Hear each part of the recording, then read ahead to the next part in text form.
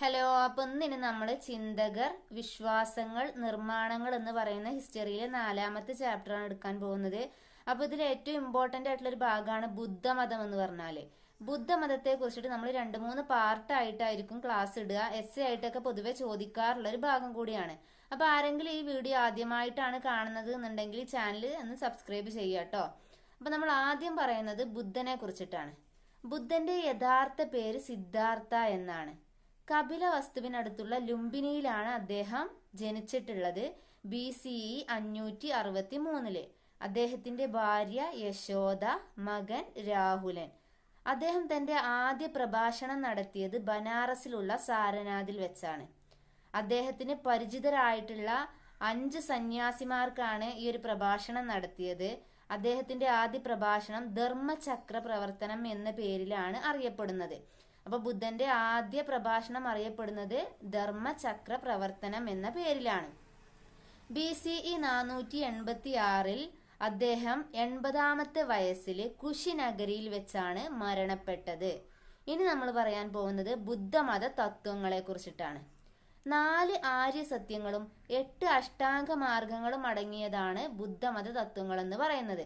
4 ആര്യസത്യങ്ങൾ എന്ന് പറഞ്ഞാല് ഒന്നാമത്തത് ലോകം ദുഃഖമാണ്.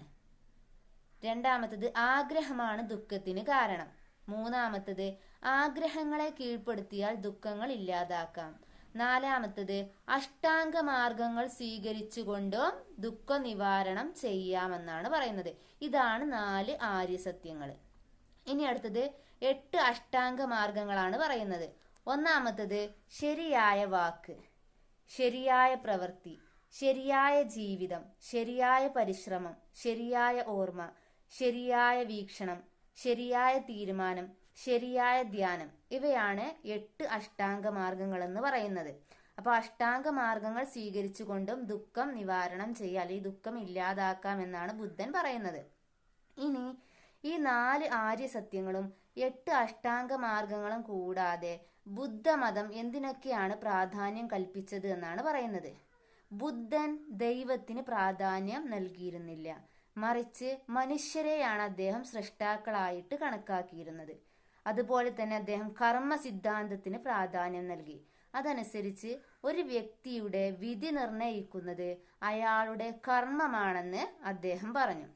അയാളുടെ കർമ്മത്തിനനുസരിച്ചായിരിക്കും അയാളുടെ വിധി എന്നാണ് പറയുന്നത്. അതുകൊണ്ട് തന്നെ കർമ്മ സിദ്ധാന്തത്തിന് അദ്ദേഹം പ്രാധാന്യം നൽകി. പിന്നെ അടുത്തതാണ് അഹിംസ. ജീവനുള്ള ഒരു വസ്തുക്കളെയും ഉപദ്രവിക്കാനോ കൊല്ലാനോ പാടില്ല. ഇത്രയാണ് ബുദ്ധമതം അതിന്റെ തത്വങ്ങൾ എന്ന് പറയുന്നത്.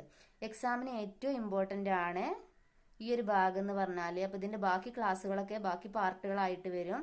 അപ്പൊ ഇത്രയേ ഉള്ളൂ ഇന്നത്തെ ക്ലാസ് എന്ന് പറഞ്ഞാല്.